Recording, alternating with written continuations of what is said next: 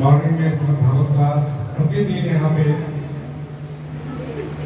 8 बजे से 9 बजे तक भागवत क्लास होता है। 5:30 बजे से यहाँ साधना होती है, नाम जप होता है यहाँ पे। 4:45 बजे से यहाँ मंगला आरती होता है। 4:45 बजे से 9 बजे तक सुबह में प्रतिदिन, उसके बाद सबके लिए ब्रेकफास्ट दिया जाता है। ये प्रतिदिन का कार्यक्रम इस सेंटर का है। संध्या में प्रतिदिन 7:30 बजे से 9 बजे तक यहाँ भागवत का क्लास, शयन दर्शन कीर्तन, बहुत सुंदर शयन दर्शन कीर्तन होता है और सभी के लिए डिनर प्रसाद रहता है।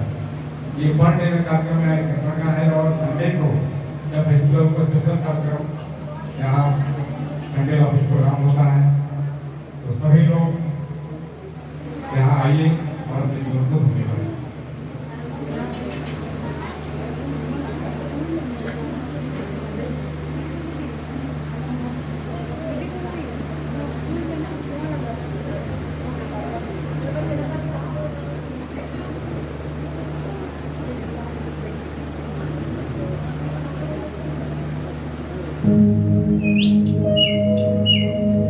हरे कृष्ण। आइए आपको ले चलते हैं 550 वर्ष पूर्व, जब चैतन्य महाप्रभु इस धरा धाम पर प्रकट हुए थे और उन्होंने अपनी बाल लीलाएं की थी। तो आइए आपको उनमें से एक बाल लीला सुनाते हैं। तो एक बार की बात है, एक ब्राह्मण भ्रमण करते हुए नवद्वीप धाम पहुंचे और सची माता और जगन्नाथ मिश्रा के घर के आंगन के पास पहुंचे। उसी आंगन में सची माता, जो कि निमाई की माँ है, वो झाड़ू लगा रही थी। तो उन्होंने उस ब्राह्मण को देखा कि वह बहुत थके हुए लग रहे थे। तो उन्होंने जगन्नाथ मिश्रा को कहा, देखिए प्रभु, वह बहुत थके हुए लग रहे हैं, हमें उन्हें अपने घर आमंत्रित करना चाहिए। उन्होंने ब्राह्मण को प्रणाम किया और उन्हें अपने घर में आमंत्रित किया। हे ब्राह्मण, आप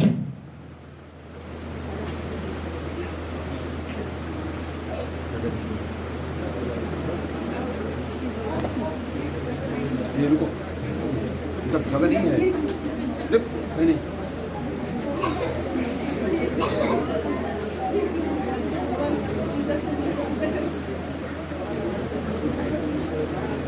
ब्राह्मण ने खुशी खुशी, वो थके हुए लग रहे हैं, हमें उन्हें अपने घर आमंत्रित करना चाहिए। उन्होंने ब्राह्मण को प्रणाम किया और उन्हें अपने घर में आमंत्रित किया। हे ब्राह्मण, आप मुझे बहुत थके हुए प्रतीत होते हैं, कृपया आज हमारे घर पर विश्राम कीजिए। और ब्राह्मण ने खुशी खुशी उनके आमंत्रण को स्वीकार किया। सची माता और जगन्नाथ मिश्रा उन ब्राह्मण का अपने घर में स्वागत करते हैं और फिर सची माता उन ब्राह्मण से प्रसाद के लिए पूछती है, लेकिन वह ब्राह्मण प्रसाद के लिए मना कर देते हैं। वह कहते हैं कि मैं अपने गोपाल को भोग लगाए बिना कुछ नहीं खाता, इसलिए मैं स्वयं उनके लिए भोग बनाऊंगा। तो वह अपनी गोपाल विग्रह उस पोटली से निकालते हैं और उनको सामने रख देते हैं। फिर सची माता और जगन्नाथ मिश्रा उन्हें प्रणाम करते हैं और इतनी अद्भुत और सुंदर विग्रह देख के बहुत ही हैरान हो जाते हैं। कितने सुंदर हैं, बहुत ही अद्भुत। फिर जगन्नाथ मिश्रा उन ब्राह्मण को अपने पुत्र निमाई के बारे में बताते हैं और निमाई को पुकारते हैं।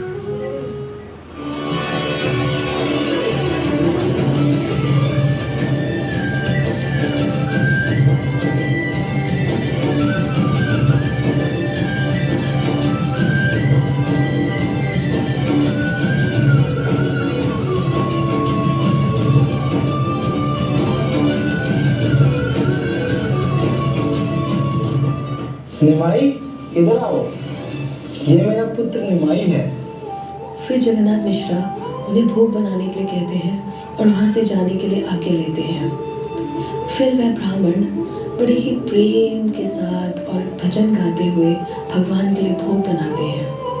भोग तैयार होने के बाद वह ब्राह्मण हाथ जोड़कर बड़े ही श्रद्धा पूर्वक के साथ भगवान को भोग लगाने लगते हैं और आंख बंद कर लेते हैं। उसी समय निमाई चुपके से उस कमरे में आ जाते हैं और भगवान के भोग को मुट्ठी में लेकर खाने लगते हैं और उस भोग को छोटा कर देते हैं।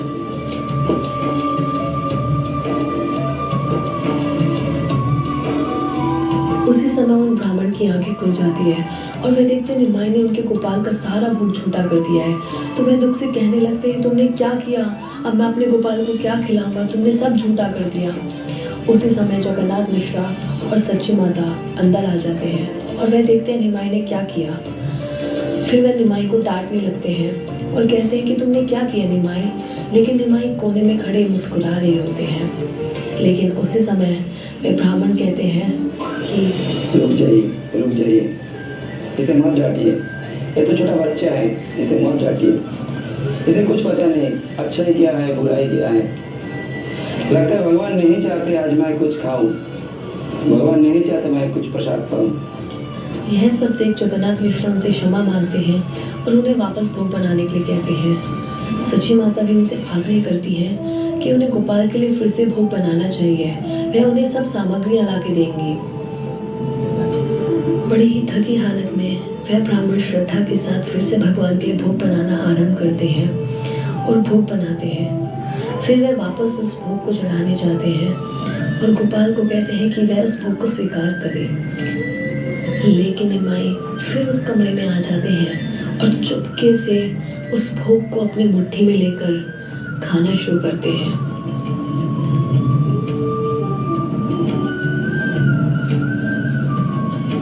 उन ब्राह्मण की आंखें खुल जाती है और वो देखते हैं कि एक बार फिर से निमाई ने उस भोग को झूठा कर दिया और वे दुख में कहने लगते हैं कि ये तुमने क्या किया? फिर से इस भोग को झूठा कर दिया। अब मैं कैसे अपने गोपाल को भोग लगाऊं?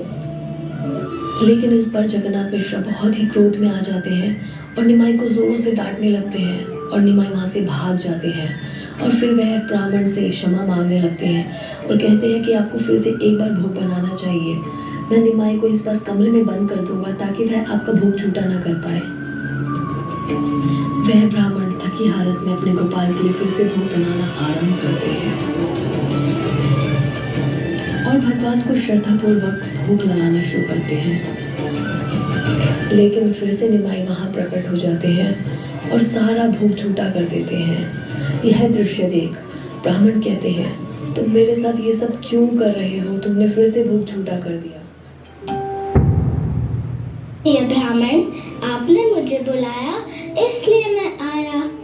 आप मेरे मंत्रों का जाप करते हैं इसलिए मैं आया। आप हमेशा मेरे बारे में सोचते हैं इसलिए मैंने सोचा मैं आपके पास आ जाऊं। यह सब सुनकर ब्राह्मण उनसे पूछते हैं कि आप कौन हो? तो निमाई उन ब्राह्मण के सामने अपने श्याम सुंदर रूप का प्रदर्शन करते हैं।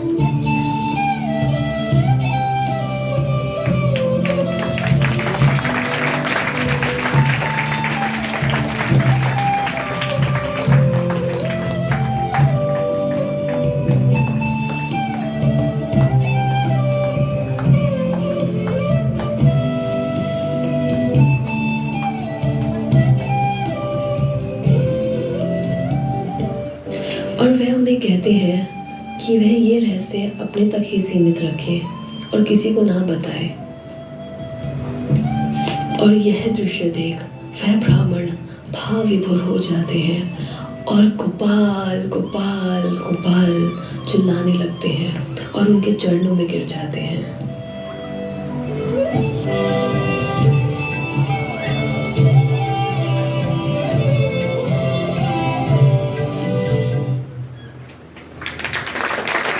श्री चैतन्य महाप्रभु इस धरती पर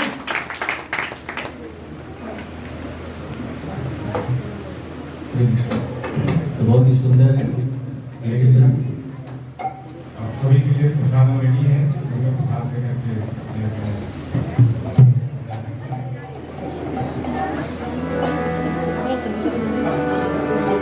हरे कृष्णा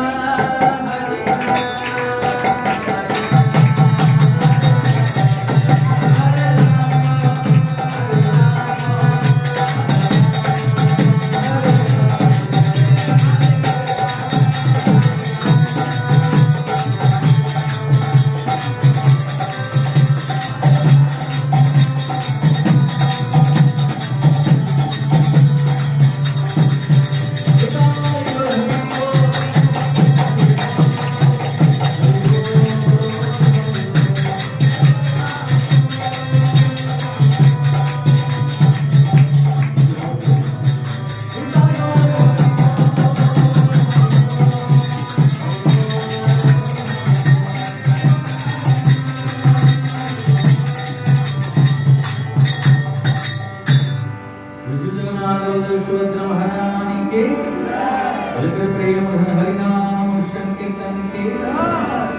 निताई गौर प्रेमानंदे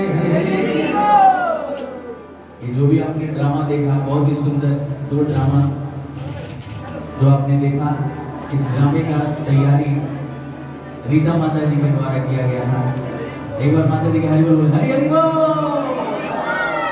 और रीता माता जी से निवेदन करेंगे कि ऐसे ही आप और भी बच्चों को ट्रेनिंग दीजिए, आप कराइए। हरे कृष्ण।